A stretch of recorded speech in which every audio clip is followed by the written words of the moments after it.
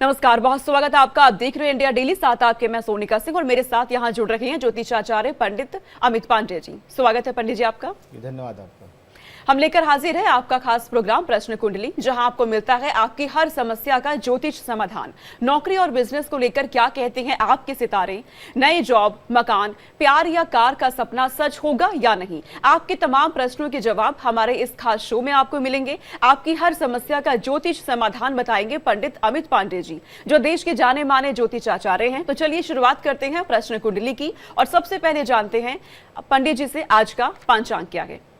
देखिए, आज का पंचांग इस प्रकार से है। आज तारीख है 22 मार्च 2025, दिन है शनिवार। चैत्र का महीना चल रहा है और कृष्ण पक्ष की अष्टमी तिथि आज है 5:23 अगली सुबह तक, अर्थात सूर्योदय के ठीक पहले तक पूरे अहोरात्र अष्टमी तिथि ही आज के दिन भोग करने वाली है। नक्षत्र आज मूल रहने वाला है पूरे दिन और यह रात्रिकाल की वेला में भी मूल ही नक्षत्र रहेगा अगली सुबह 23 मार्च के भोर 3:23 तक। योग की बात करें तो आज व्यतिपात योग है, जो कि सायंकाल 6:37 तक आज व्यतिपात योग रहने वाला है। करण की बात करें तो बालव करण है, जो कि सायंकाल 4:58 तक बालव करण रहेगा। आज के जो शुभ मुहूर्त हैं, जो अच्छे मुहूर्त हैं, वो भी नोट कर लें आप।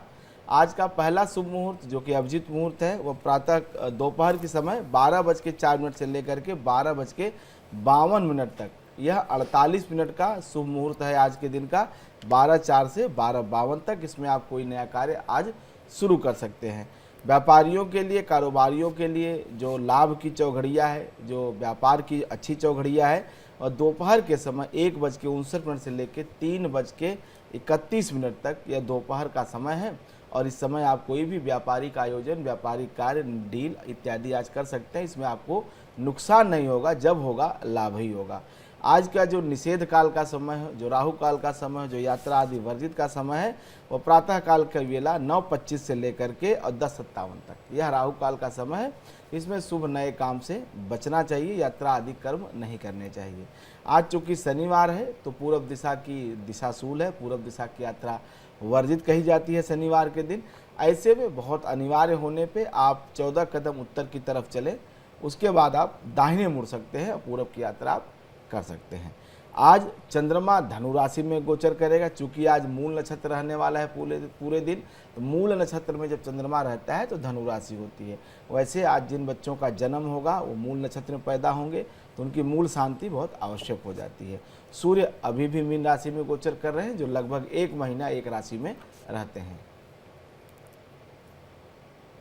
जी, तो ये आज का पंचांग है और क्योंकि पंचांग के हिसाब से पंडित जी ने बताया कि आज का दिन बेहद बेहतर है, ऐसे में अब ये जानते हैं पंडित जी कि आज का शुभ मंत्र क्या है। देखिए, आज का जो मैंने शुभ मंत्र लिया है, ये शनिवार होने के नाते हनुमत उपासना से जुड़ा हुआ मंत्र है। यह हनुमान जी महाराज का ध्यान का मंत्र है, उन्हें याद करने का मंत्र है। मंत्र इस प्रकार है: मनोजवं मारुततुल्यमेकं जितेन्द्रियं बुद्धिमतां वरिष्ठं वातात्मजं वानरयूथमुख्यं श्रीरामदूतं शरणं प्रपद्ये, श्रीरामदूतं शरणं प्रपद्ये। ये हनुमान जी के ध्यान करने का मंत्र है। मनोजवं मारुततुल्यवेगम, जो मारुत अर्थात जो हवा के समान जिनका वेग है, मारुत तुल्य वेगम, जितेंद्रियम, जो इंद्रियों को अपने वश में किए हुए हैं, जितेंद्रियम बुद्धिमताम वरिष्ठम, और बुद्धिमानों में सबसे वरिष्ठ हैं। वातात्मजम वानर युक्त मुखम, वातात्मज मतलब वायु के जो पुत्र हैं, जो वायु के आत्मज हैं, जो जिनके आत्मज वायुदेव हैं, ऐसे वातात्मज को वानर युक्त मुखम, जो वानरों के समूह के मुख्य हैं, प्रमुख हैं, श्री राम दूतम, जो भगवान श्री राम के दूत हैं, उनकी मैं शरण में हूँ, उनको मैं प्रणाम करता हूँ। श्री राम दूतम शरणम प्रपद्ये। आज शनिवार के दिन आप अगर हनुमान जी को इस मंत्र के माध्यम से ध्यान करते हैं, उनका अर्चन करते हैं, तो निश्चित रूप से आपका यह दिन, आज का शनिवार, बहुत बेहतर जाएगा। किसी भी प्रकार की संकट और समस्या का सामना आपको नहीं करना पड़ेगा। शुभ मंत्र आपने जान लिया है और कैसे आपका शनिवार बेहतर जाए पंडित जी ने आपको ये भी बता दिया है, लेकिन अब पंडित जी से ये भी जान लेते हैं कि शुभ उपाय क्या है आज का। आज का उपाय भी हनुमान जी से जुड़ा हुआ है, बहुत सिंपल है। सिंदूर का चोला मंदिर में चढ़ाया जाता है, हनुमान मंदिर में। आज शनिवार के दिन प्रातःकाल चाहे सायंकाल, दो में से किसी एक वेला में आप हनुमान जी महाराज को सिंदूर का चोला चढ़ा सकते हैं। सिंदूर के चोले से उनका श्रृंगार किया जाता है, उनकी पूजा की जाती है। उसमें सिंदूर होता है, चमेली का तेल होता है, इसके साथ साथ उसमें जनेऊ होता है, उनका ध्वजा होता है, उनके वस्त्र होते हैं। ये पूरे सामग्री को एक साथ को चोला कहा जाता है। तो आप सिंदूर का चोला हनुमान जी महाराज को चढ़ाएं। इससे शनि की भी पीड़ा शांत होती है, कम होती है, और मंगल की भी पीड़ा शांत होती है, और व्यक्ति को जीवन में संकटों से मुक्ति मिलती है।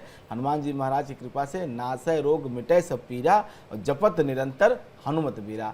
अगर आप हनुमान जी महाराज का ध्यान करते हैं, उनका अर्चन पूजन करते हैं, तो संकट, सब प्रकार के कष्ट समाप्त हो जाते हैं। यहाँ तक कि रोग हो, बाधा हो, शत्रु बाधा हो, सब प्रकार की बाधा से मुक्ति देने वाले श्री हनुमान जी महाराज हैं। शुभ उपाय भी आज का पंडित जी ने आपको बता दिया है कि किस तरीके से अगर कोई भी संकट आपके जीवन में है तो आप उन्हें कैसे दूर कर सकते हैं। अब आपके मन में और भी प्रश्न होंगे। पंडित जी, आप अब जल्दी से ये भी बताइए कि आज का शुभ वास्तु क्या है। आज का वास्तु मैंने लिया है संपत्ति से जुड़ा हुआ। घर में लोग पैसा रखते हैं, जो भी एक स्थान होता है वो कहाँ बनाना चाहिए, कैसे बनाना चाहिए, ताकि घर में लक्ष्मी अस्थायी रूप से रहे।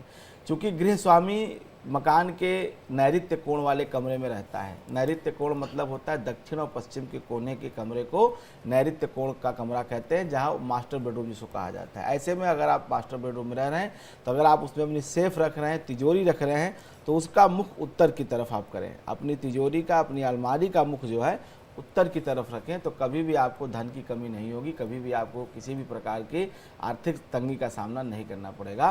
उत्तरमुखी जो तिजोरी या अलमारी होती है, हम हर प्रकार से वो धन देने वाली, समृद्ध और संपन्न बनाने वाली तिजोरी होती है।